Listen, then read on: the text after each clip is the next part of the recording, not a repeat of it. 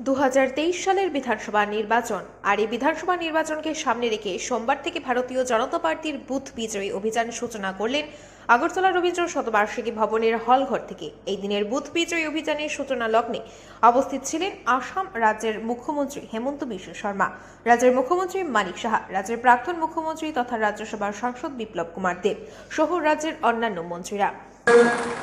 আমাদের প্রাক্তন মুখ্যমন্ত্রী উপস্থিত রয়েছেন, আমাদের রাজ্যের মাননীয় মুখ্যমন্ত্রী। আমাদের অনেক দিন ধরে কথা হচ্ছিল যে আমাদের সক্রিয় বুথ তৈরি। তো আজকের এই যে বুথ বিজয় অভিযানের যেভাবে এখানে সম্বিতজি আমাদের কি করতে হবে যে প্রশিক্ষণ দিলেন, সেটারই কে সামনে রেখে সক্রিয় বুথ বানানোর যে আমাদের আগের থেকে আমাদের একটা প্রোগ্রাম ছিল, সেটা কিন্তু আক্ষরিক অর্থে সেটা হতে যাচ্ছে এবং তার ফলে আমাদের সক্ষম মণ্ডলও সেইভাবে তৈরি হবে। এর জন্য আমরা বারবার কাগজপত্রে অনেকবার আমরা দিয়েছি। আমি যখন সভাপতি ছিলাম তখন আমরা চেষ্টা করেছি, কিন্তু যেহেতু এখন ইলেকশন খুব সন্নিকটে, এর জন্য এর প্রয়োজনীয়তা কিন্তু আরও বেশি করে সেটা স্থান পেয়েছে।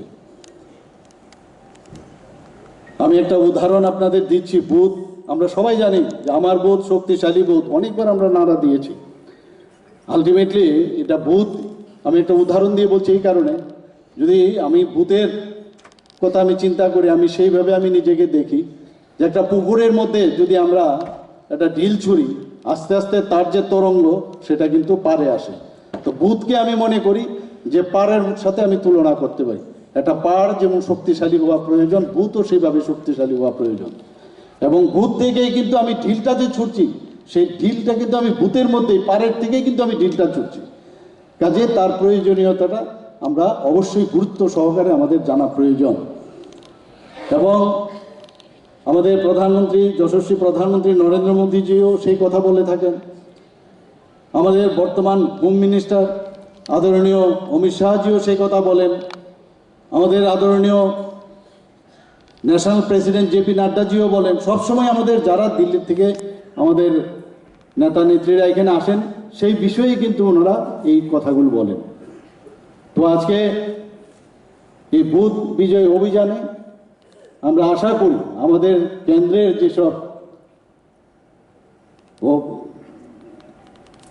যেসব কাজগুলো আমরা প্রধানমন্ত্রী নরেন্দ্র মোদীজির নেতৃত্বে যেগুলো হয়েছে এবং ত্রিপুরা সরকারের যে কাজগুলো আমরা করছি, সেগুলো নিয়ে মানুষের কাছে যাওয়া। আমাদের বুথের ভিতরে আমরা যারা প্রতিপক্ষ আছে তাদের সম্পর্ক আমাদের খোঁজখবর রাখা। আমরা দেখেছি যে বুথের মধ্যে থেকেই কিন্তু সবাই আমরা বেরিয়ে আসি। এখানে মাননীয় বিধায়ক বিধায়িকারা আছেন, অনেক জায়গায় আমরা দেখেছি যে আমি জনপ্রতিনিধি, কিন্তু আমার নিজের বুথের মধ্যেই দেখা যায় আমি কমজোর এবং মানুষের জনসমর্থন কিন্তু সেখানে কম।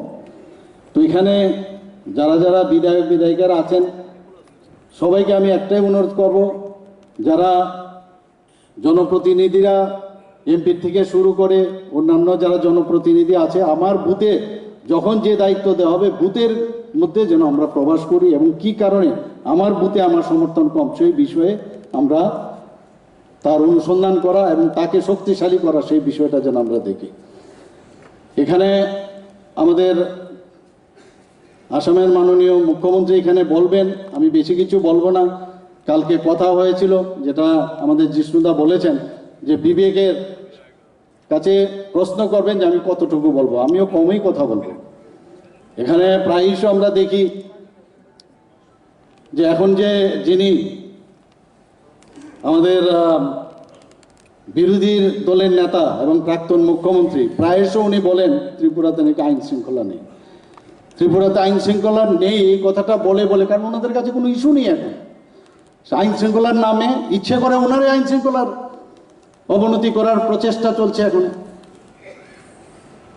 তো সেটার সম্পর্কে বুথের সমস্ত কার্যকর্তারা, 21 জনের যে কমিটি আছে, সবাই এই বিষয়গুলো অবগত হওয়া এবং সবাইকে বলা। এখানে আমাদের ন্যাশনাল বোর্ড যে ক্রাইম, ন্যাশনাল বোর্ড অফ ক্রাইমের যে রিপোর্ট আমাদের কাছে আছে, সেখানে দেখা যায় 28টা স্টেটের মধ্যে আমাদের নিচের দিকে মাত্র 5th পজিশন আমাদের। তো সেই বিষয়গুলো মানুষকে জানানো, খালি আইন নেই, আইন শৃঙ্খলা নেই, এখানে খাবার নেই, খাবার নেই। আরে খাবার তো আমরা বিনা পয়সায় দিচ্ছে, মোদিজি বিনা পয়সায় দিচ্ছে। বিজলি নেই, আমরা তো বিনা পয়সায় হর ঘর বিজলি আমরা দিচ্ছি। স্বাস্থ্য নেই, স্বাস্থ্য পরিষেবা নাই, আয়ুষ্মান ভারত দিচ্ছি। তো বিভিন্ন বিষয়ে এগুলো মানুষকে বলা। আপনারা জানেন যে আমরা এখানে বলছি যে ত্রিপুরাতে এনইসির বৈঠক, হেমন্ত দা আছেন, सरकार आएगा और कश्मीर से 370 धारा उठा देगा, ऐसा कोई भी कल्पना कोई दिन में भी कोई लोग नहीं करता था।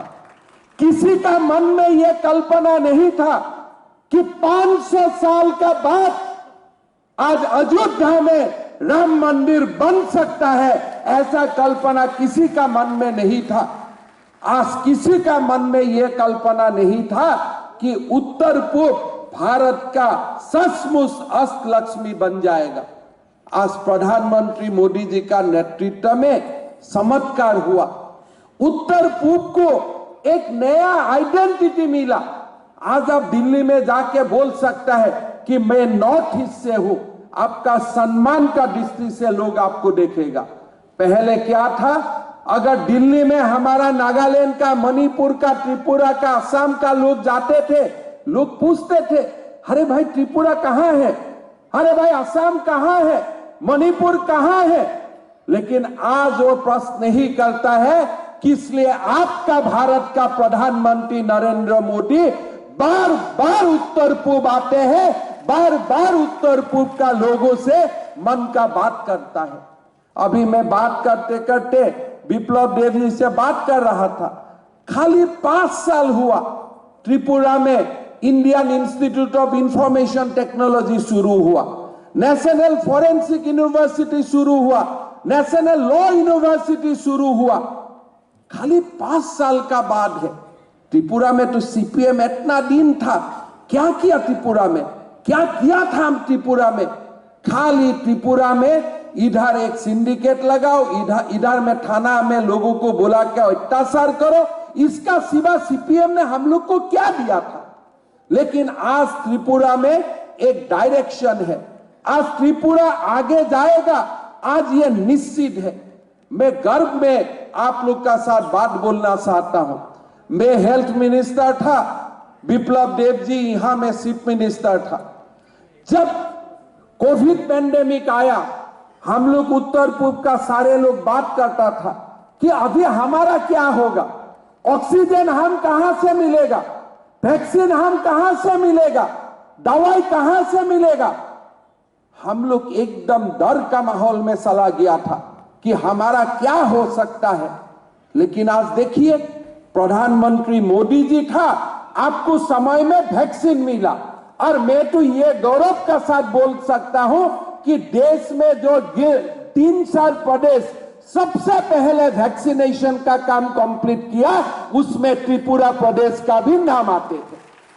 त्रिपुरा का लोगों को दवाई मिला, त्रिपुरा का जनसाधारण को ट्रीटमेंट के लिए पूरा व्यवस्था मिला, असम का लोगों को ऑक्सीजन मिला, व्यवस्था मिला। रेल से ऑक्सीजन दिल्ली से प्रधानमंत्री मोदी जी ने भेजा। यह कल्पना कर सकता था सीपीएम का समय में यह संभव होता था? सीपीएम का लोग तो प्रेस कॉन्फ्रेंस करके बोलता था कि दिल्ली से वैक्सीन नहीं आया है, इसीलिए त्रिपुरा में ऐसा है, हम लोग क्या करेगा। लेकिन आज मोदी जी ने त्रिपुरा को अकेला नहीं छोड़ा, त्रिपुरा को साथ में लेके देश को आगे बढ़ाने का अपना संकल्प वास्तव में रूपायन करने के लिए काम किया। आज त्रिपुरा में जैसे हाईवे बना, आज त्रिपुरा का जो रेल का कनेक्शन हुआ, आज त्रिपुरा का जो जैसे हाईवे लास्ट 5 इयर्स में हाईवे बना, इतना बड़ा हाईवे असम में भी नहीं बना जितना बड़ा हाईवे आज त्रिपुरा में बना। अभी अभी असम में बाढ़ आया, रेल का कनेक्शन खत्म हो गया। कांग्रेस सरकार होता था तो 6 महीना तक वो कनेक्शन रेस्टोर नहीं होता था। लेकिन आज प्रधानमंत्री मोदी जी है, हाफलॉन्ग का रेल कनेक्शन 1 महीना में रेस्टोर हो गया। हमारा भी रेलवे कनेक्टिविटी तुरंत रेस्टोर हो गया। यह पहले संभव नहीं था। आज उत्तर पूर्व को एक बहुत बड़ा आइडेंटिटी मिला। भारत का संस्कृति को एक नया आयाम में मोदी जी ने लेके चला और आज हमारा त्रिपुरा में मानिक साहा जी का नेतृत्व में और हम लोग सब लोग का नेतृत्व में आज एक त्रिपुरा भारत का विकसित प्रदेश होने का दौर में आगे बढ़ा। भाई और बहनों, ये इलेक्शन हमारे लिए बहुत ही जरूरी इलेक्शन है। जब उत्तर पूर्व हम लोग जीता, दिल्ली में लोग बोला एक्सीडेंट से जीता, लेकिन जब हम दोबारा जीतना शुरू किया, दिल्ली में लोग बोला कि नो, अभी बीजेपी उत्तर पूर्व बीजेपी का एक परमानेंट ठिकाना बन चुका है। अरुणाचल प्रदेश हम दोबारा जीता, उसका बाद हम असम दोबारा जीता, फिर हम मणिपुर दोबारा जीता और इस बार हम दोबारा त्रिपुरा, नागालैंड और मेघालय जीतेगा, इसमें कोई संदेश नहीं है। माता के नरेंद्र मोदी जी को सुनाई देना पड़ेगा, ठीक है ना? और जोर से भारत माता के, भारत माता के। बहुत बहुत धन्यवाद।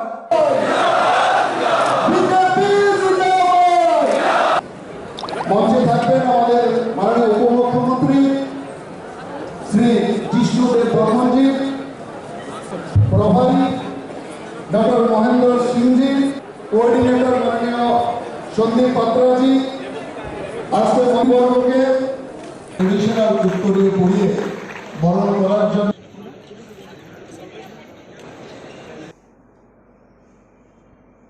Bureau Report, Tripura News 8।